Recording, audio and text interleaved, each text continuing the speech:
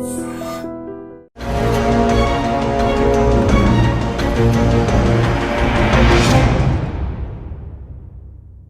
To I dream special debate.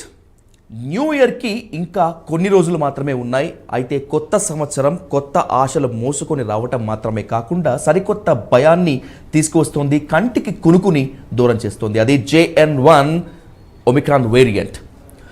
Corona ఏ విధంగా అయితే మనల్ని వెన్నులో వణుకు పుట్టించిందో ఆ భయం ఇంకా కళ్ళ ముందు ఉండగానే ముంచుకొస్తున్నటువంటి మరికొంత వేరియంట్ అసలు ఉన్న చోటున ఉండనివ్వటం లేదు. అన్నింటికి మించి పెరిగిపోతున్నటువంటి కేసులు, చైనాలో ఉంటున్నటువంటి డెత్ రేట్ భారత్కు అంటుకుంటుందా? ఒకవేళ గనక అదే నిజమైతే మళ్ళీ మృత్యు గంటికలు తప్పవా?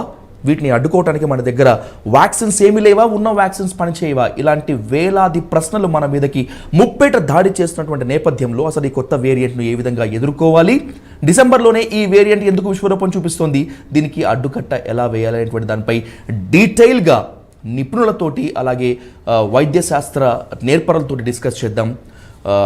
ఇప్పుడు దీనిపై పూర్తి స్థాయిలో ఇన్ఫర్మేషన్ అందించడానికి, దీనిపై ఉన్నటువంటి సరికొత్త సందేహాలను తెర మీద నుంచి తీసుకువేయడానికి మనతో పాటు లైవ్లో సిద్ధంగా ఉన్నారు డాక్టర్ వ్యాకరణం నాగేశ్వరరావు గారు, పల్మనాలజిస్ట్ అండ్ ఇమ్యునాలజిస్ట్.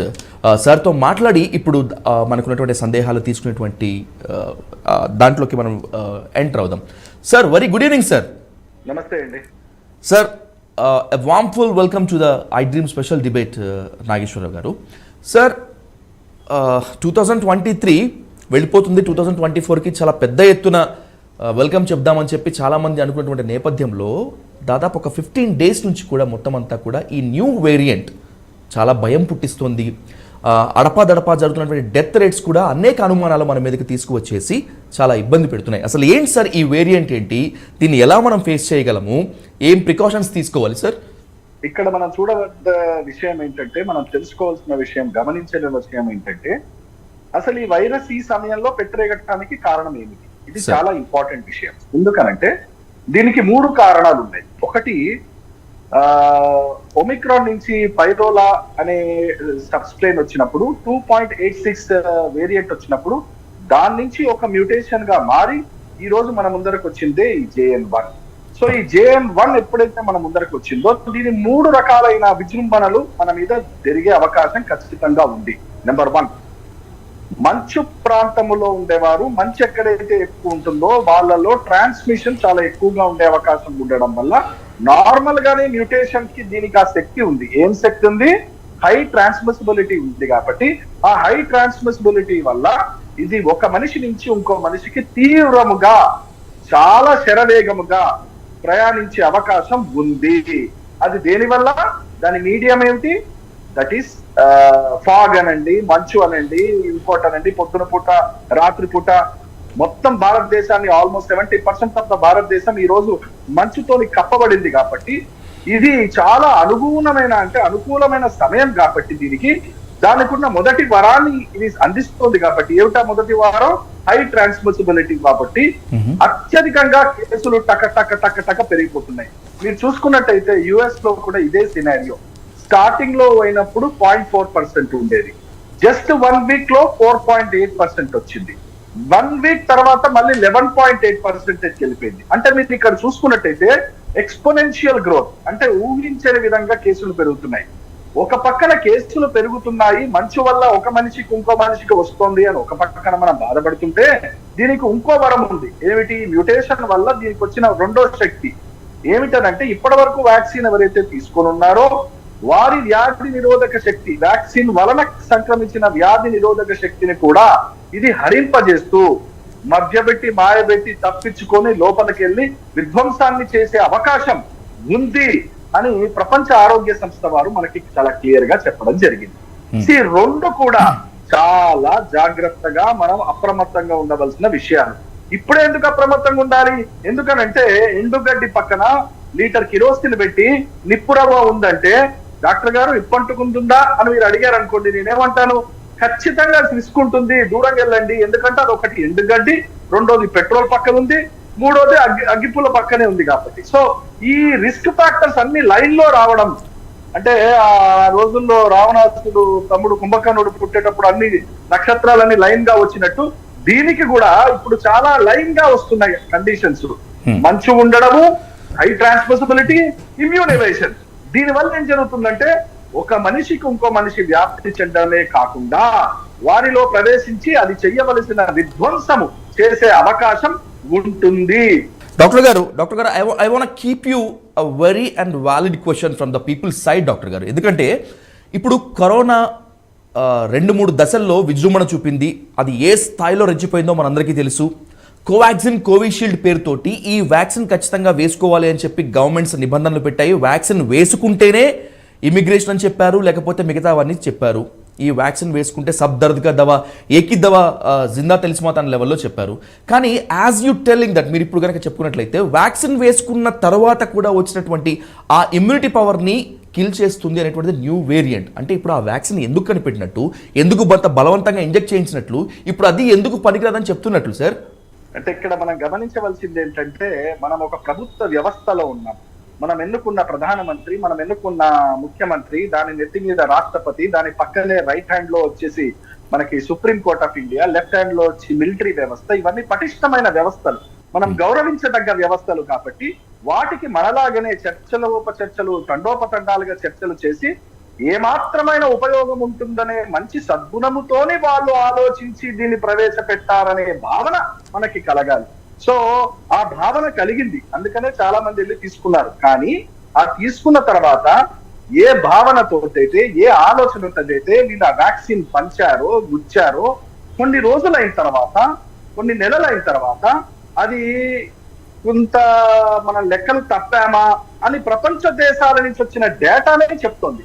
సో అందుకనే వారు అప్పుడు చేసిన పని మంచి కోసమే చేశారు. వెల్ఫేర్ స్టేట్ అని అంటాం, జనాలకు ఉపయోగపడే ఆలోచన పెంపొందించే నాయకులున్న రాజ్యము అని అంటాం. అలాంటి మంచి భావనతోనే మనం చూడాలి. కానీ మనం ఎన్ని మాట్లాడుకున్నా, ఎన్ని కవిత్వాలు పలికినా, ఎన్ని చిలక పలుకులు పలికినా టప్ప టప్ప టప్ప టప్ప రాలిపోతున్నారు. యువత గుండెపోట్లు వస్తూనే ఉన్నాయి, న్యూరలాజికల్ డిజార్డర్స్ పెరుగుతూనే ఉన్నాయి. దీనికి సమాధానం చెప్పేవారు మాత్రం లేరు. సో ఇవన్నీ ఒక పక్కన గవర్నమెంట్ ని నమ్ముతున్నాము, ఇంకో పక్కన గవర్నమెంట్ లో ఉన్న వాళ్ళు ఎవరండి? ఇప్పుడు పక్కన జగన్నాథన్ లాంటి వారు, ఆ పెద్దలు, పూజ్యులు, అట్లాంటి వాళ్ళు సైంటిస్టులుగా, సీఎంలు గారు కదా. ఒక మనిషి అయ్యాడు అబ్దుల్ కలాం గారు, చేతులెత్తి దండం పెట్టాలి. అట్లాంటి వాళ్ళు రేర్ గా వస్తారు. మిగతా వాళ్ళందరూ కూడా రాజకీయ ప్రోద్బలంతో వచ్చిన వాళ్ళు కాబట్టి వాళ్ళకి పాపం అంత సబ్జెక్ట్ నాలెడ్జ్ ఉంటుంది కాబట్టి వాళ్ళు డిపెండ్ అవుతారు. సో వాళ్ళు ఎవరి మీద అయితే డిపెండ్ అవుతారో అప్పుడు మంచిగా ఆలోచించారు కాబట్టి. కానీ వ్యాక్సిన్ తీసుకోవడం వల్ల ఇప్పుడు యథాతథ పరిస్థితుల్లో అంతగా మిమ్మల్ని ప్రొటెక్ట్ చేస్తుందా అని అంటే ఉండదు అనే భావన ఉండాలి. లేదనంటే వ్యాక్సిన్ తీసుకున్నా కదా, నాకేంటి, నేను ఇక్కడ హైదరాబాద్ లో బయలుదేరాను, ఒకటి గుచ్చుకున్నాను, ఢిల్లీలో వెళ్ళి ఇంకోటి గుచ్చుకున్నాను, లండన్ లోకి వెళ్ళి 2 గుచ్చుకున్నాను, 4 తీసుకున్న వాళ్ళు ఉన్నారు నా దగ్గరకు వచ్చి చెప్పేవాళ్ళు. ఎవరైనా ఎన్నైనా తీసుకోనండి, ఇప్పుడున్న పరిస్థితుల్లో ఇమ్యూన్ ఎవేషన్ అనేది అయితే మనం మాట్లాడుతున్నామో దానికి మీరు వ్యాక్సిన్ తీసుకున్నారా, తీసుకోలేదా, అది చాలా చక్కగా పసిగడుతుంది. అది తప్పించుకుని ఎలా వెళ్ళాలో దానికి తెలుసు. ఆ మ్యూటేషన్ అర్థమే అది. డాక్టర్ నాగేశ్వర గారు, please permit me one second మీరు చర్చలో పాల్గొనే ప్రొఫెసర్ జగన్నాథం గారు కూడా మనతో మాట్లాడడానికి సిద్ధంగా ఉన్నారు. ఆయన వ్యూ పాయింట్ కలుగుకునేటువంటి ప్రయత్నం చేద్దాం. గుడ్ ఈవినింగ్ జగన్నాథం గారు. సార్ నమస్కారం sir, welcome to I dream special debate. Sir చూస్తున్నాం వేరియంట్ క్రమక్రమంగా విస్తరిస్తోంది, డెత్ రేట్ మరణ గంటికలు మోగిస్తోంది. ఒక పక్క భారత ప్రభుత్వాలు కావచ్చు, లేకపోతే ఇంకేదన్నా వైద్యశాస్త్ర నిపుణులు కాబట్టి హెచ్చరికలు పట్టించుకోనట్టుగా ఉన్నటువంటి పరిస్థితి, దాదాపు చేతులు తీసిన పరిస్థితిగానే ఉన్నట్టు ఆఫ్ ద రికార్డ్ చెప్తున్నారు. How do explain? ఏంటి సార్ మీరేం కామెంట్ చేస్తారు ఇప్పుడు సిచ్యువేషన్స్ మీద? ఎలా ఫేస్ చేయాలంటారు? ఇప్పుడే మనకి వ్యాకరణం వారు కరోనా వ్యాకరణాన్ని బాగా వివరించారు. ఎందుకంటే ఈ కరోనా ఆ ఏబిసిడీని మార్చుకుంటోంది, అంటే మ్యూటేషన్ చెందుతోంది. ఒక నిర్మాణం మరొక నిర్మాణంగా మారుతోంది. ఈ ఒక నిర్మాణం మరొక నిర్మాణంగా మారినప్పుడు ఈ కొత్త నిర్మాణం ఏర్పడినటువంటి దానికి లక్షణాలు ఏ విధంగా ఉంటాయి అని ప్రెడిక్ట్ చేయడానికి కూడా శాస్త్రవేత్తల వల్ల చేత కాదండి, అయ్యే పని కాదు. కారణం ఏంటంటే మనకి కరోనా వ్యాక్సిన్ సోకిన తర్వాత ఆ వచ్చిన వాళ్ళ వ్యాధి లక్షణాలను బట్టి ఇది సోకుతున్నటువంటి దీంట్లో 2 ముఖ్యమైనటువంటి లక్షణాలు ఉంటాయి. ఒకటి ఎక్కువ మందికి సోకే లక్షణం ఒకటి రెండవది సోకిన వాళ్ళ యొక్క ఉధృతిని బాగా పెంచేది, అంటే ఇన్ఫెక్టివిటీని పెంచేది రెండవది. ఈ 2 రకాలైనటువంటి లక్షణాలు ఇటువంటి మ్యూటేషన్స్కి వస్తున్నాయి. ఈ రెండిటిల్లో ఏది ఇందులో ఎక్కువగా ఉంది అనేటువంటి దాన్ని మనం స్పష్టంగా అర్థం చేసుకోవాల్సిన అవసరం ఉందండి. ఇది అర్థం చేసుకోవాలంటే మనకి థియరిటికల్గా ఎన్ని మ్యూటేషన్స్ వస్తాయనేటువంటి కంప్యూటేషనల్ నాలెడ్జ్ దాని ప్రకారంగా మనం చెప్పగలిగినా ఫలానా నిర్మాణం కలిగినటువంటి వైరస్ ఈ వ్యాధి లక్షణాలు కలగజేస్తుందని కానీ లేదా ఇంతటి వ్యాప్తిని కలిగి ఉంటుందని కానీ మనం ప్రిడిక్ట్ చేయగలిగేటటువంటి అల్గారిథమ్స్ కానీ ప్రిడిక్ట్ చేయగలిగేటువంటి పరిస్థితి కానీ మన దగ్గర లేదు. ఈ పరిస్థితుల్లో మనకి సహజ సిద్ధంగా వచ్చినటువంటి వేరియంట్ ఏదైతే ఉందో ఈ వేరియంట్ ఏమిటి అన్నది కనుక్కునే శక్తి సామర్థ్యాలు మన దగ్గర ఉన్నాయి. ఇది కొంతమందికి స్ప్రెడ్ అయిన తర్వాత దీని గురించి మనకి ఇది స్ప్రెడ్ అయ్యే లక్షణం ఎక్కువ ఉందని లేదా ఇన్ఫెక్షన్ చేసిన తర్వాత ఇన్ఫెక్టివిటీ ఎక్కువగా ఉందని దాని ఆర్జీలో వాల్యూస్ అలా రకరకాలైనటువంటి గణాంకాల ద్వారా ఇది ఎంతమందికి ఒక వైరస్ ఒకళ్ళు ఎంతమందిని వ్యాధిగ్రస్తులు చేయగలరు లేదా ఒక వైరస్ ఇది ఇన్ఫెక్ట్ చేసిన తర్వాత ఎంత ఉధృత స్థాయిలో వారికి ఈ రోగ లక్షణాలను పెంచగలదు అనేటటువంటి విషయం మనం స్టడీ చేసిన తర్వాత మాత్రమే తెలుస్తుంది. అటువంటి పరిస్థితుల్లో గ్రహించినటువంటి మ్యూటెంట్లో JN1 మ్యూటెంట్ ఒకటి. ఇంతకుముందు ఒమిక్రాన్ వచ్చినప్పుడు మనం ఏమనుకున్నాం, మనకి వ్యాధి లక్షణాలు తక్కువగా ఉన్నాయి, మైల్డ్గా ఉన్నాయి, కాబట్టి దీనివల్ల మనకి ఎక్కువ ప్రమాదం లేదనేటువంటి స్థితికి వచ్చాం. 3rd వేవ్ 4th వేవ్లు వచ్చిన తర్వాత 5th వేవ్ అలా వేవులు మారిన తర్వాత దీనివల్ల కొంత ధైర్యం వచ్చింది.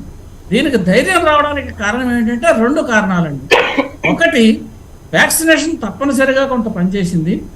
రెండవది కొంతమందికి మనం ఈ కరోనా వ్యాధిగ్రస్తులైన వాళ్ళకు కూడా లక్షణాలు లేకుండా ఉన్నటువంటి వాళ్ళు కొంతమంది ఉన్నారు. ఎసిమ్టోటిక్ అని పిలిచాను దీన్ని.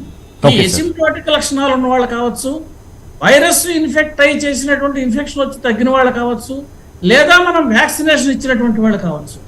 వీళ్ళందరూ కలిసి వీళ్ళకి కొంత ఇమ్యూనిటీ వచ్చింది.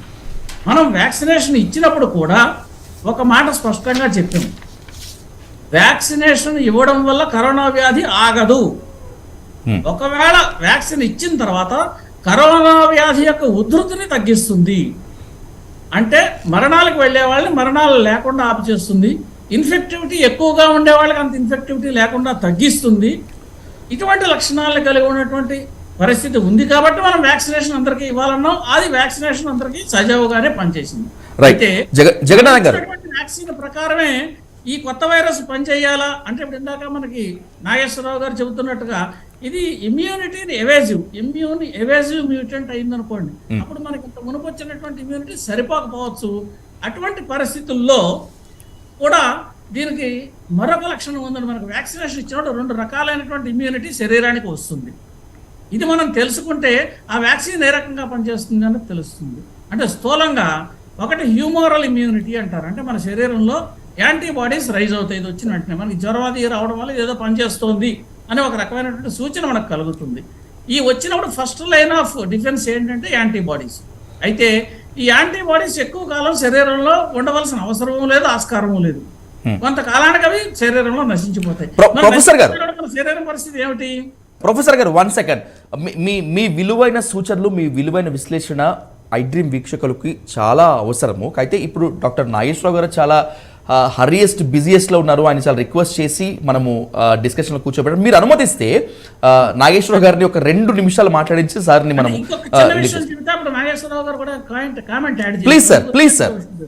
Please carry on sir. Second line of defence ఏంటంటే మనకి వ్యాక్సిన్ ఇచ్చిన తర్వాత మన శరీరంలో ఉండేటటువంటి కణాలు ఉంటాయండి, ఇమ్యూనిటీని సర్వేలెన్స్ చేసేటటువంటి కణాలు, వీటిని B సెల్స్, T సెల్స్ ఇలా రకరకాల పేర్లతో వాటిని పిలుస్తాం. ఆ పేర్లని మనకు అనవసరం ప్రస్తుతం. ఈ సెల్స్ ఏం చేస్తాయంటే ఫలానా వైరస్ మన శరీరాన్ని అటాక్ చేసిందని కానీ లేదా ఒక శరీరానికి ఫారిన్ బాడీ అంటే వ్యాక్సిన్ మన శరీరంలోకి ప్రవేశించి దానికి రక్షణ కలిగించింది అనేటువంటి జ్ఞాపికను కలిగి ఉన్నటువంటి కణాలు కొన్ని ఉంటాయి. ఈ జ్ఞాపిక ఉన్న కణాలు లాంగ్ రన్లో శరీరానికి రక్షణ కలిగిస్తాయి. అంటే మొట్టమొదటి హ్యూమోరల్ రెస్పాన్స్, రెండవ డిఫెన్స్ సెల్ మీడియేటెడ్ రెస్పాన్స్. ఇలా 2 అంచెలుగా అంటే స్థూలంగా చెబుతున్నాం, మిగతా కూడా ఉండొచ్చు, మైక్రో లెవెల్లోకి మనం వెళ్ళటం లేదు. ఆ రకమైనటువంటి ఇమ్యూనిటీ శరీరానికి వస్తుంది. ఇది వచ్చినప్పటికీ కూడా కొత్త మ్యూటెంట్ వచ్చినప్పుడు దాని లక్షణాలని దాని ప్రభావాలని చూపిస్తుంది. మనకు పూర్వం తీసుకున్నటువంటి వ్యాక్సిన్ కొంత ఇంటెన్సిటీని తగ్గిస్తుంది తప్పితే పూర్తి రక్షణ అంటే ఏ వ్యాక్సిన్ కూడా 100% అని ఎవరు వ్యాక్సిన్ ఇవ్వలేదు. ఇది మనం దృష్టిలో పెట్టుకోవాల్సిన ముఖ్యమైనటువంటి అంశం అండి. రైట్, థ్యాంక్ యూ ప్రొఫెసర్ గారు. డాక్టర్ నాగేశ్వరరావు గారు, ఒక 3 వ్యాలిడ్ పాయింట్స్తో మీ నుంచి being as a well experienced pulmonologist and మీరు ఇది కాబట్టి సార్ ఖచ్చితంగా మీ సూచనలు ఐ డ్రీమ్ వీక్షకుల ద్వారా అవసరం కాబట్టి I want keep you some question sir ఇప్పుడు ఉన్నటువంటి టీకా కొత్త వేరియంట్లను అడ్డుకోవటానికి ఏమాత్రం పనికిరాదా, వీటి కోసం మరికొత్తవి కనిపెట్టాల్సి ఉంటుందా అనేటువంటి ఈ రెండు అంశాలతో పాటు అసలు ఇప్పుడు కొత్త వేరియంట్ లక్షణాలని ఏ విధంగా గుర్తుపట్టాలి? అంటే ఇప్పుడు సాధారణంగా వస్తున్నటువంటి జ్వరానికి, గొంతు నొప్పులకి, ఒళ్ళు నొప్పులకు కూడా వేరియంట్ అని చెప్పి భయపడుతున్నటువంటి ఈ సమయంలో ఎలా గుర్తుపట్టాలి అసలు వీటిని? జగన్నాథం గారు is the master of the subject కాబట్టి వారు డెఫినెట్ గా ఈ గట్ కమాండ్ ఆన్ దిస్. చాలా చక్కగా చెప్పారు డిఫెన్స్ సిస్టమ్స్ గురించి. వారు చెప్పిన విశ్లేషణలోనే మనకి పెద్దలు మాట్లాడిన దాంట్లోనే సమాధానం కూడా ఇమిడి ఉంది. ఏమిటనంటే, ఎస్, నేను ఈ రోజు భయపడి ఈ రోజు కరోనా వ్యాక్సిన్ గుచ్చుకున్నాను అనుకుందాం. నాకు 15 రోజుల్లోనో వారం రోజుల్లోనో అది నాకు ప్రొటెక్షన్ గా వచ్చే అవకాశం తక్కువ. ఎందుకనంటే దానికి ఒక సమయం, దానికి ఒక కాల పరిమితి ఉంది. అది లోపలికి వెళ్ళంగానే ఇదేదో గ్లూకాన్ డి అడ్వర్టైజ్మెంట్ లో వాడు గ్లూకాన్ డి తాగంగానే ఇలా పెద్దగా అయిపోయి సూపర్ మ్యాన్ లాగా దూకినట్టు అలా ఉండదండి. యాంటీబయాటిక్స్ ఫంక్షన్ అని మీ వ్యాక్సిన్ కానీ it takes time. It effects the immune system. ఆ సెల్యులార్ లెవెల్లో ఇమ్యూన్ సెల్స్ ని అది మార్చే అవకాశంగా దాన్ని వాడతాం. కరాఖండిగా చెప్పాలంటే ఇప్పుడున్న పరిస్థితుల్లో వ్యాక్సిన్ గురించి ఎంత తక్కువగా మాట్లాడితే అంత శ్రేయస్కరం. మరి ఏం మాట్లాడాలండి? ఏం మాట్లాడాలి అంటే, ఫస్ట్ నువ్వు ఇప్పుడు ఎలా ఉంది అని అంటే, సునామీ వస్తుంది, గవర్నమెంట్ కి ఫోన్ చేస్తున్నారంటే 2 హెలికాప్టర్లు పంపిస్తారా అని అడిగామనుకోండి, వాడు నీ ఫోన్ ఎత్తి మాట్లాడి, వాడు వేరే లైన్లు పెట్టి, వాడు డిఫెన్స్ మినిస్ట్రీకి చెప్పి, వాడెత్తి ఫోన్ చెప్పి, పైలట్ ఇడ్లీ తింటుంటే వాడు వచ్చి, వాడు హెలికాప్టర్ వేసుకుని వచ్చే లోపల మిమ్మల్ని గుర్తుపట్టడం కష్టం. ఎందుకంటే ఆ సునామీ కొట్టుకోపోతారు. మీరు అసలు ఉంటామో లేదో తెలియదు కదండి సార్. అసలు ఇంపాసిబుల్. ఇప్పుడు మీరు చేయవలసింది ఏంటంటే, మీరు ఆల్రెడీ సింబల్ మీ ముందర ఉంది. మీరు ఏం చేయాలి? పోలీస్ కి ఫోన్ చేస్తారా? ఫారెస్ట్ డిపార్ట్మెంట్ కి ఫోన్ చేస్తారా? పరుగు మీరు ఎక్కడికి వెళ్ళాలో, ఎక్కడికి ఎక్కుతారో, ఏ చెట్టుకు ఎక్కుతారో, ఏ పుట్టను దాక్కుంటారో first you protect yourself అని అంటాం కదా. Same situation. ఈ రోజు ప్రజలు కరోనా ముందర నిలబడ్డారు. ఈ పరిస్థితుల్లో నేనేం చేస్తే బాగుపడతాను, నా కుటుంబాన్ని నేను ఏం చేస్తే కాపాడుకోగలుగుతాను అని తెలుసుకోవాల్సిన అవసరం కుటుంబంలో ఉన్న పెద్దకి బాధ్యత, అందరినీ చూసుకోవాల్సిన బాధ్యత ఉంటుంది. ఇక్కడ ఐ డ్రీమ్స్ ప్రేక్షకులకి ఇప్పటి వరకు ఎవ్వరూ కూడా ఆలోచించని విషయము ఒక ఇమ్యూనాలజిస్ట్ గా నేను నిస్సందేహంగా చెప్తున్నాను. Please sir. ఏం జరుగుతుందనంటే, ఎంతసేపు జలుబే కదా, ఏమైతుంది, వైరస్సే కదా, దగ్గే కదా, 2 రోజులు జ్వరం వస్తే ఇంట్లో పడుకుంటాను కదా, దానివల్ల నష్టం ఏమిటి? మాత్రం 4 రోజులు పడుకొని 5వ రోజు తిరిగి వెళ్ళిపోతాను, నేను జయించేశాను, కోవిడ్ వారియర్స్, ఇలా మనం మాట్లాడుకున్నాం కదండి స్టార్టింగ్ లో. ఇప్పుడు నేను చెప్తున్న విషయాలు చెప్తున్నాను. ఒక్కసారి ఇంట్లో పిల్లి దూరింది అనుకోండి, ఆ కిచెన్ లో గిన్నెలు పడేస్తుంది, అక్కడ పాలుంటే పాలను కింద పడేస్తుంది, అక్కడ అన్ని నానా ధ్వంసం చేసి వెళ్ళిపోతుంది పిల్లి మనం వచ్చేసరికి. అదే పిల్లి కాదనుకోండి, ఒక సింహం వచ్చింది మీ ఇంట్లోకి, అది ఏం చేస్తుంది? నీ కిచెన్ దగ్గర పాలు ఇదో చూడదు, అది వెయిట్ చేస్తూ ఉంటుంది. ఎప్పుడు డోర్ ఓపెన్ చేస్తాడా లటక్మని పట్టుకొని నోట్లో పెట్టుకుందామని చూస్తుంది. ఈ రోజు మనం డీల్ చేస్తున్న విషయం ఒక సింహం గురించి. అంటే అది రావడం అనేది జరిగితే డ్యామేజ్ అవ్వడం అనేది ఖచ్చితము. ఆ డ్యామేజ్ చావు వరకు వెళ్తుందా? వెళ్ళకపోవచ్చు, కానీ డ్యామేజ్ ఇస్ దేర్. టైర్ ఎంత గట్టిదైనా, నేను బండల మీద రాళ్ల మీద తిరిగితే డ్యామేజ్ వియర్ అండ్ టేర్ ఉంటుందా? టైర్ కి ఉండదా? ఉంటది. వాడు ఎన్ని అడ్వర్టైజ్మెంట్ చెప్పినా ఆ టైర్ కి వియర్ అండ్ టేర్ ఉంటది. అట్లాగే ఎంత మనం చెప్పినా కూడా నాకేం లేదండి, నేను బయటపడ్డానండి అని అంటారు. కాదండి, ఒక్కసారి వైరస్ సోకితే మీ శరీరములో ఉన్న అవయవాలని, వ్యాధి నిరోధక శక్తిని, కీలకమైన మెటబాలిక్ డిజార్డర్స్ ని తెచ్చిపోతుంది. అది చాలా మంది ఏమనుకుంటారంటే, కరోనా వైరస్ వల్ల దెబ్బ పడుతుందా, వైరస్ వల్ల దెబ్బ పడదా అని, కరోనా వ్యాక్సిన్ వల్ల దెబ్బ పడుతుందా లేదా అని మనం మాట్లాడుకున్నాం. వైరస్ వ్యాక్సిన్ వరకు కాదు, ఈ వైరస్ ఇంజనీర్, ఈ వైరస్ డ్యామేజ్ చేయడానికి వస్తుంది. ఈ వైరస్ రావడమే మీ కాలేయమో, మీ మూత్రపిండాలో, మీ మెదడో డ్యామేజ్ చేయడానికి వస్తుంది. సో అది మీరు ఇంటి నుంచి, బంగ్లా నుంచి పతంగి వదిలిపెట్టారనుకోండి, మీరు ఎటెల్లాలో మీరు ఎట్లాగైతే గైడ్ చేస్తారో దాన్ని, అట్లాగే ఈ వైరస్ కూడా అలాగే తయారు చేయబడ్డదనే విషయం మర్చిపోవద్దు. అది రావడం అనేది జరిగితే డ్యామేజ్ తథ్యం. ఆ డ్యామేజ్ వలనే, ఇమ్యూన్ చేంజెస్ వలనే మెటబాలిక్ డిజార్డర్స్ వస్తున్నాయి, సెరిబ్రల్ బ్లీడ్స్ అవుతున్నాయి, కార్డియాక్ ప్రాబ్లమ్స్ వస్తున్నాయి, వైరస్ వ్యాక్సిన్ గురించి తర్వాత మాట్లాడదాం. అసలు వైరస్ డేంజరస్ అంటున్నా నేను, అది రావద్దు అంటున్నా నేను. ఇంట్లో సింహం వచ్చినట్టే అది ఎవరిని తలలో పెట్టుకొని పోతుందో, ఎవరిని కటక్ సపరించుకుంటూ పోతుందో తెలియదు. ఓకే, చాలా మందికి తెలియదండి. డాక్టర్ నాగేశ్వర గారు, ఎస్ నాగేశ్వర గారు, మీరు చెప్పింది వాస్తవమే. అది పిల్లి కాదు సింహమే, ఒప్పుకుంటాను. కానీ సింహాన్ని రాకుండా ఎలా ఆపాలి అసలు? ఒకవేళ వస్తే ఏ విధంగా ప్రొటెక్ట్ చేసుకోవాలి? 4-5 విషయాలు అంటే నేను ఒక 4-5 days నుంచి కొంతమంది పేషెంట్స్ ని ట్రీట్ చేసిన తర్వాత ప్రత్యేకముగా వాళ్ళకి నేను ఫోన్లు చేసి, అయ్యా నాకు మీ కంప్లైంట్స్ నాకు వివరంగా చెప్పండి అని రాత్రి 11 అయినా 12 అయినా బుక్కును నోట్స్ రాసుకుంటూ నేను అర్థం చేసుకున్నానండి. దీన్ని ఏంటనంటే, నెంబర్ 1 గొంతులో గరగర ఉండడం. నెంబర్ 2 ఫస్ట్ చాలా మందికి వచ్చేదే సోర్ థ్రోట్. చాలా మందికి సోర్ థ్రోట్ గా మొదలవుతుంది ఫస్ట్ డే నాడు. సెకండ్ డే నాడు ఏం జరుగుతుంది? తుమ్ములుగా, ముక్కు కారడంగా, తలంత దిమ్ముగా. థర్డ్ డే ఏమైతుంది? పొడి దగ్గు. ఫోర్త్ డే దగ్గు తెమడ. ఫిఫ్త్ డే వరకు పోయిన తర్వాత అప్పుడు ఆయాసం గాని, కొద్ది ఒళ్ళంత నొప్పులు గాని, విపరీతమైన జ్వరం గాని, వాడికి థర్డ్ డే నుంచి ఫోర్త్ డేనే వస్తున్నాయి ఇవన్నీ. సో మనం గమనించవలసింది ముఖ్యం. నాకు ఒకవేళ గనక జలుబు ఉంది, నాకు ఒకవేళ తలకాయ నొప్పి ఉంది, నాకు గొంతు కొద్దిగా కచకచ కిచకిచ ఉంటుంది, నాకు ఇబ్బంది అవుతోంది, మింగటానికి కష్టంగా ఉంది అన్నప్పుడే ఇది ఫస్ట్ సింటమ్స్. ఎవరైతే ఈ ఫస్ట్ సింటమ్స్ ని గమనించి ట్రీట్మెంట్ మొదలు పెడతారో చక్కగా అద్భుతంగా బయటపడతారు. సింహం ఉంది అని కిటికీలోంచి చూసిన తర్వాత గడియలు చక్కగా పెట్టుకొని ఎవడైతే ఇంట్లో ఉంటాడో ఆ సింహం వీడి తలకై నవలకుండా పోతుంది. సో జాగ్రత్త పడాల్సిన అవసరం ఉంటుంది. సో ఇది మనం గమనించాలి. సో సింటమ్స్ కనపడంగానే వెంటనే ఆర్టీపీసీఆర్ టెస్ట్ చేసుకో, డాక్టర్ దగ్గరికి వెళ్ళు అని ఎవరైనా చెప్పాలి. ఆ ఇంట్లో వాళ్ళకి సహకరించాలి. అయ్యా నువ్వు వెళ్ళు నాన్న, నువ్వు చేసుకో నాన్న, బాబాయ్ నువ్వు ఉండొద్దు, నువ్వు టెస్ట్ చేయించు అని చెప్పాలి. కానీ ఇప్పుడు దురదృష్టం ఏంటంటే, టెస్ట్ ఏదైతే ఏందండి, ఆ వేరియంట్ అయితే ఈ వేరియంట్ అయితే ఏందండి, 2 రోజులు ఇంట్లో పడుకుంటావు అంతే కదండి అని. నేను మళ్ళీ చెప్తున్నాను, వైరస్ డేంజరస్. వైరస్ వల్లనే అవయవాలు దెబ్బతినే అవకాశం ఉంటుంది. దానికి అవకాశం ఇయ్యకండి.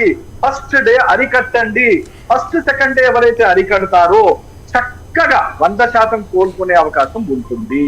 Right sir, thank you so much doctor Nageswara గారు. మీ విలువైన సమయాన్ని మాకు కేటాయించి ఏ జాగ్రత్తలు తీసుకోవాలో, ఏ జాగ్రత్తలు తీసుకుంటే ప్రాణాపాయం రాదో అని చెప్పి ఇంత బిజీ షెడ్యూల్లో కూడా ఐ డ్రీమ్ వీక్షకులకు విలువైన సమాచారాన్ని మాకు అందించినందుకు thank you so much for the participation of into this debate sir. మళ్ళీ ఈ వేరియంట్ అయిపోయేంత వరకు ప్రజలకు మొత్తానికి భయం కన్నా కూడా అవేర్నెస్ ముఖ్యం కనుక మీలాంటి వెల్ ఎక్స్పీరియన్స్డ్ పల్మనాలజిస్ట్ అండ్ అలాగే ఇమ్యునాలజిస్ట్ యొక్క సలహాలు, సూచనలు మాకు అవసరం అయినప్పుడు ఖచ్చితంగా మిమ్మల్ని కాంటాక్ట్ చేస్తాం. Thank you so much sir. Thank you so much. Jagannatham గారు నమస్కారం సార్. నమస్కారం. స్టూడియో వారికి నమస్కారం. Thank you. Thank you so much sir. Let's discuss this topic with professor Jagannatham గారు. ఇప్పటి వరకు డాక్టర్ వ్యాకరణం నాగేశ్వర గారు చేసినటువంటి సలహాలు, సూచనలతో మాత్రమే కాకుండా కొన్ని సున్నితమైన హెచ్చరికలను కూడా చూసాం. అలాగే తనకున్నటువంటి విశేష అనుభవంతో ఈ వ్యాక్సిన్స్ ఏ విధంగా అడ్డుకుంటాయి, కొత్త వేరియంట్లని మనం ఏ విధంగా అడ్డుకోవాలి, ఏ విధంగా ప్రాణాపాయం నుంచి బయటపడాలని తెలియజేసేందుకు ప్రొఫెసర్ జగన్నాథం గారు మనతో ఉన్నారు. మాట్లాడదాం. జగన్నాథం గారు, ఇప్పటి వరకు డాక్టర్ వ్యాకరణం నాగేశ్వర గారు ఏం చెప్పారో మనం చాలా జాగ్రత్తగా విన్నాం. మీరు కూడా చాలా కీన్గా అబ్జర్వ్ చేశారు. ఏంటి సార్, మీ కామెంట్ ఏంటి సార్? అటు ఇది ప్రభుత్వాల వైఫల్యమా, లేకపోతే వ్యాక్సిన్ వేసుకున్నా కూడా కొన్ని జాగ్రత్తలు పోకపోవటం వల్ల రైజ్ అయినటువంటి దీని ఒక మాన్స్టర్ అనుకోవాలా? ఎలా ఫేస్ చేయాలి సార్ ఇప్పుడున్నటువంటి ఈ సిచ్యువేషన్స్ని? ఇది ప్రభుత్వ వైఫల్యం కాదు, ప్రజల వైఫల్యం కాదు. ఇది వైరస్ యొక్క లక్షణం. ఎందుకంటే వైరస్ మనకు మొట్టమొదటి వచ్చినప్పుడు దాన్ని చూసి మనం లాక్డౌన్ చేసుకున్నాం. ఎందుకు చేసాం? అది మన దగ్గరికి రాకుండా ఉండడం కోసం అనేటువంటిది జాగ్రత్తలు తీసుకోవడం కోసం అని చెప్పి ఆ లాక్డౌన్ చేయాల్సినటువంటి పరిస్థితి మనకు ఏర్పాటైంది. ఇది వైరస్లో ఉన్న లక్షణం ఏమిటంటే, ఈ వైరస్ అనేక మంది ఒకళ్ళ నుంచి ఒకళ్ళకి సోకేటప్పటికి ఇది పరివర్తనాలు చెందేటటువంటి లక్షణాలు కూడా కలిగి ఉంది. అంటే మనకు మొట్టమొదట కోవిడ్-19 2019 సంవత్సరంలో ఏదొచ్చిందో ఇప్పుడు ఈవేళ వైరస్ లేదు. ఇప్పుడు దాంట్లో ఉన్న స్పైక్ ప్రోటీన్లో అనేక రకమైనటువంటి మార్పులు చెందాయి. అందుకనే దానికి JN1 అని, XBB అని, BA2 అని ఇలా రకరకాల నామకరణాలు చేస్తూ వచ్చాం. ఒక్కొక్క మ్యూటెంట్కి ఒక్కొక్క నామకరణం చేస్తూ వచ్చాం. అయితే మనం అనుకున్నట్టుగా ఒక్కొక్క మ్యూటెంట్ కొన్ని ప్రత్యేక లక్షణాలు కలిగి ఉంది. ఇప్పుడు ముఖ్యంగా JN1 వచ్చేటప్పటికి వచ్చే పరిస్థితి ఏంటి అంటే, ఇది తప్పనిసరిగా కొన్ని మరణాలను కూడా కలగజేసింది. ఇది చాలా ముఖ్యమైనటువంటి విషయం అండి. మనకి కేవలం ఒక వైరస్ వేరియంట్ వచ్చి జ్వరం రంప దగ్గుతో ఆపు చేస్తే మనకు వైద్యుల దగ్గరికి వెడితే దీన్ని తగ్గించుకునే ఉన్న పరిస్థితి దగ్గరికి ఆగితే ఉన్న పరిస్థితి వేరు. మనం వైద్యుల దగ్గరికి వెళ్ళిన తర్వాత కూడా దీని తీవ్రత ఎక్కువగా ఉండి మరణాలకు తీసుకెడుతోంది అంటే మనం తీసుకోవాల్సిన జాగ్రత్తలు కూడా ఎక్కువగా అవసరము అని. ఎందుకంటే మరణాల నుంచి రక్షించడం కోసమే కదా మనం వ్యాక్సినేషన్ చేసినా, మందులు వేసినా, వైద్యం దగ్గరికి వెళ్ళినా మరణాల నుంచి రక్షించుకోవడం కోసం అని చెప్పి. అయితే డాక్టర్ గారు చెప్పినట్టుగా ఇవి లక్షణాలు క్రమేపీ పెరుగుతున్నాయి. ఇప్పుడు వారు చెప్పినట్టుగా మొదటి స్థాయిలో ఉన్నటువంటి లక్షణం ఎప్పుడైతే గ్రహించామో ఆ మొదటి స్థాయిలో లక్షణం ఉన్నప్పుడు మాత్రమే ప్రజలు వెళ్ళి వెంటనే పరీక్షలు చేయించుకోవడం సరైనటువంటి మార్గం. అక్కడ మనకి అది కరోనా వైరస్ అవునా కాదా అన్న విషయం తేలుతుంది. అది కరోనా వైరస్ అవునా కాదా అని చెప్పి RT-PCR చేసిన తర్వాత నిర్ధారణ చేసిన తర్వాత దానికి ఏ రకమైనటువంటి వైద్యం చేయాలి. ఇది ఇన్ఫ్లుయెన్స్, ఎందుకంటే ఈ JN.1 అనేటువంటి వేరియంట్ ఏదైతే వచ్చిందో దీనికి ఇన్ఫ్లుయెన్జా లైక్ ఇన్ఫెక్షన్స్, అంటే ఇన్ఫ్లుయెన్జా వైరస్ అటాక్ చేస్తే ఏ రకమైన లక్షణాలు ఉన్నాయో దీనికి కూడా రమారమిగా అవే లక్షణాలు ఉన్నాయి. కాబట్టి మనకి మిస్లీడింగ్ రిజల్ట్స్ అనమాట. అంటే ఒక వైరస్ మనకి మిస్లీడ్ చేస్తోంది.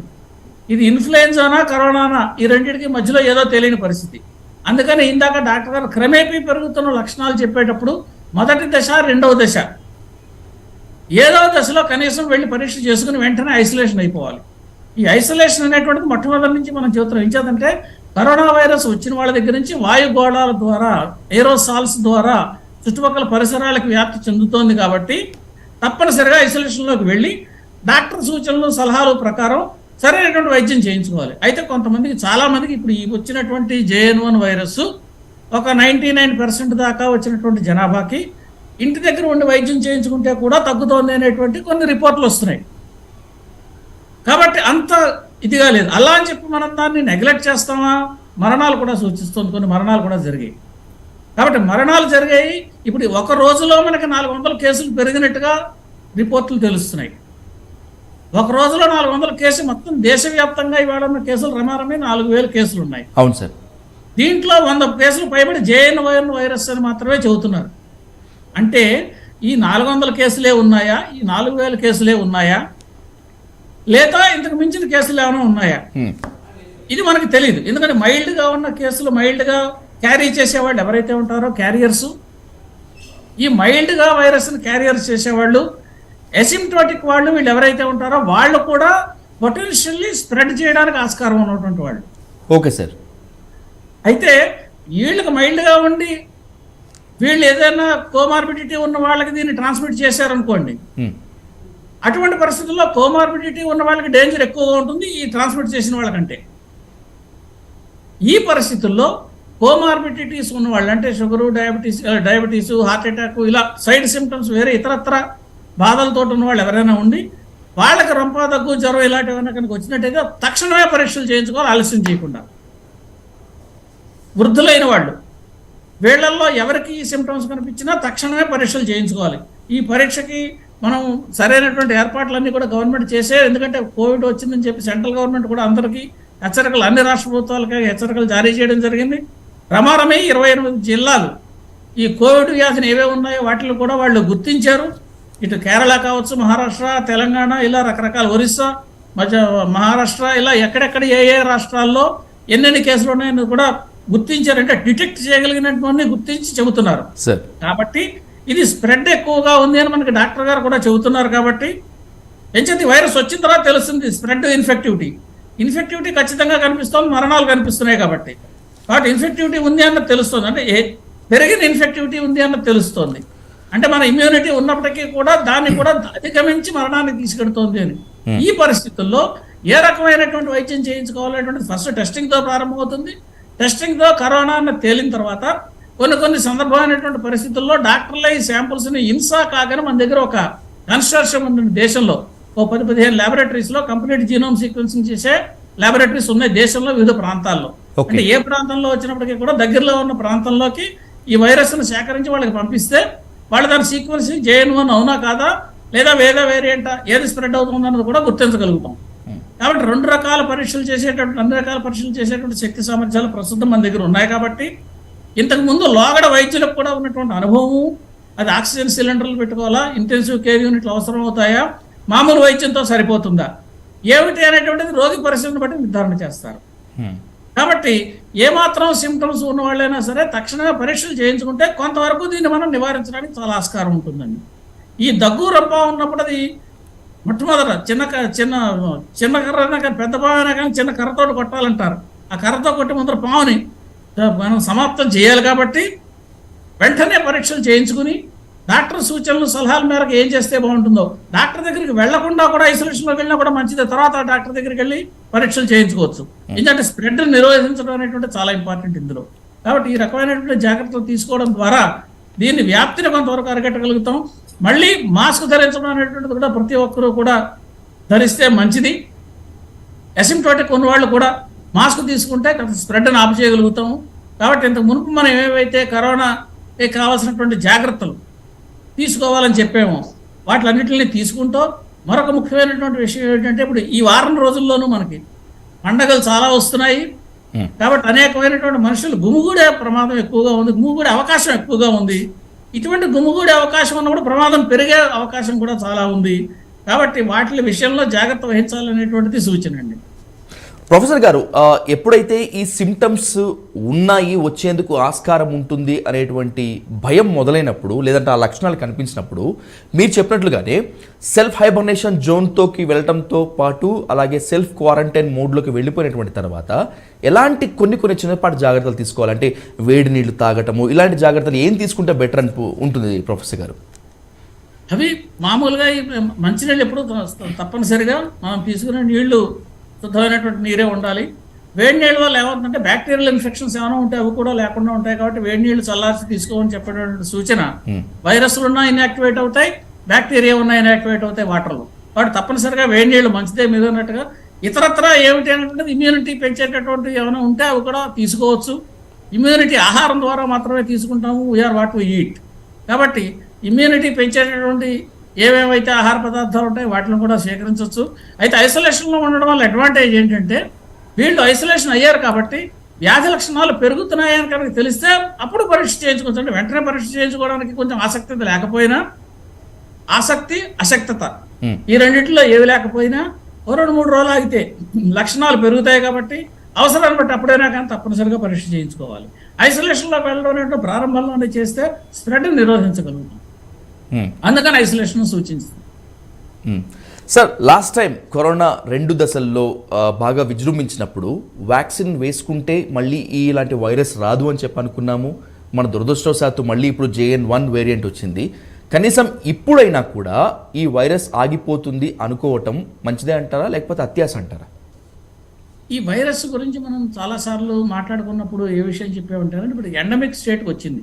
Okay sir. ప్రస్తుతం ఎండమిక్ స్టేట్ అంటే ఏంటంటే అంత ముందు ఉండేటువంటి ఉధృతంగా ఉండేటువంటి ఇన్ఫెక్షన్స్ పెంచేటువంటిది, ఇన్ఫెక్షన్ రేటు పెంచేటటువంటి లక్షణాల నుంచి మనం తీసుకున్న చర్యల ద్వారా కావచ్చు, దాని అంతర్గత దానికి వచ్చినటువంటి మార్పుల ద్వారా కావచ్చు, అది కొంత డార్మిటరీ స్టేట్కి వచ్చింది. అంటే ఏమీ చేయని పరిస్థితిలోకి వచ్చింది. అంటే మనిషిలో ఉన్న అది మిమ్మల్ని ఏం చేయకుండా అలా ఉంటుంది. ఇంతకుముందు పాండమిక్ స్టేట్, ఇప్పుడు పాండమిక్ నుంచి ఎండమిక్ వచ్చామా సార్? ఎండమిక్ వచ్చింది. కాబట్టి ఎండమిక్ వచ్చింది కాబట్టి ఇది ఏమవుతుందంటే ఎవరో కొంతమందిలో ఈ వైరస్ ఉందనుకోండి, ఒకళ్ళిద్దరిలో ఎప్పుడూ ఉంటుంది. ఇది పూర్తిగా పోయేటటువంటి వైరస్ కాదు, మన మధ్యన ఎప్పుడూ ఉంటుంది ఈ వైరస్. దీన్ని ఎప్పుడు మనం మర్చిపోకూడదు.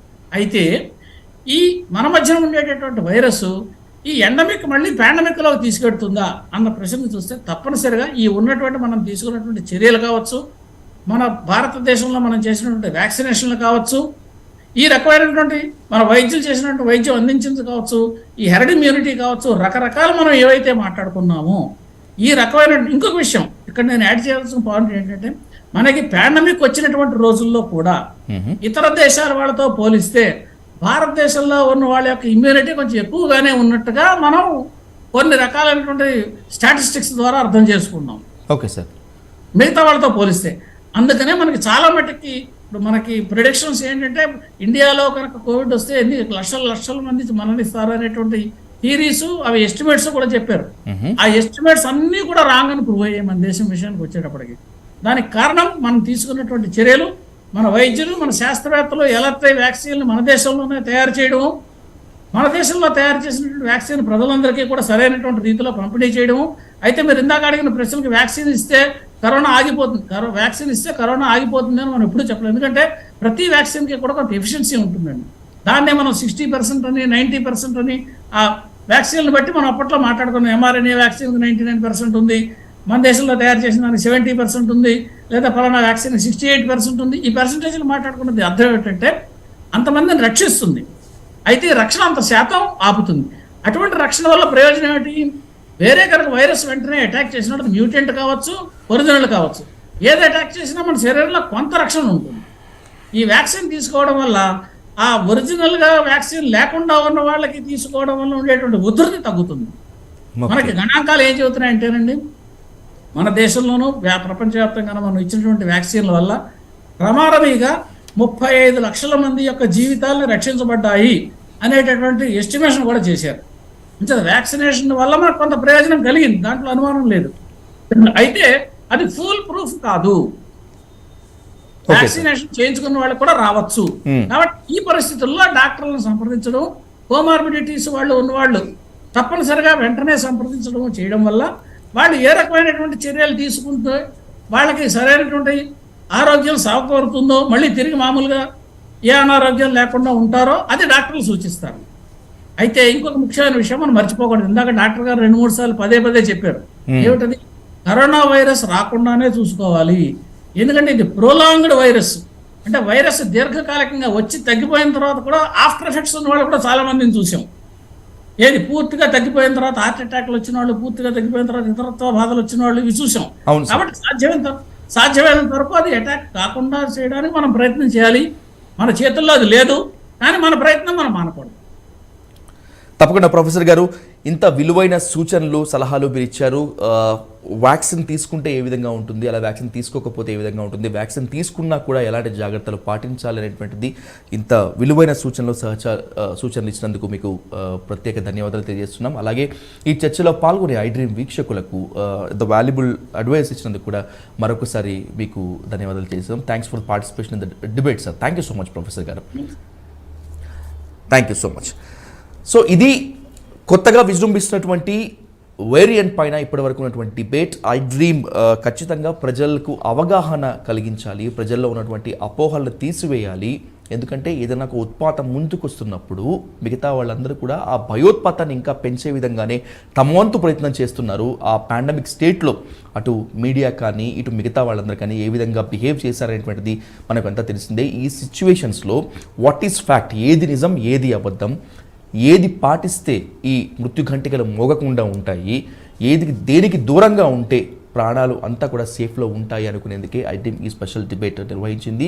ఈ కరోనా వేరియంట్ అలాగే ఈ పాండమిక్ ఇప్పుడు ఎండమిక్ స్టేట్లో ఉన్నాం కాబట్టి సరిపోయింది. కానీ మళ్ళీ ఏమాత్రం అజాగ్రత్త పాటించినా కూడా మళ్ళీ పాండమిక్లోకి వెళ్ళేటువంటి డేంజర్ జోన్లో మనం ఉన్నామనేటువంటి విషయం 80%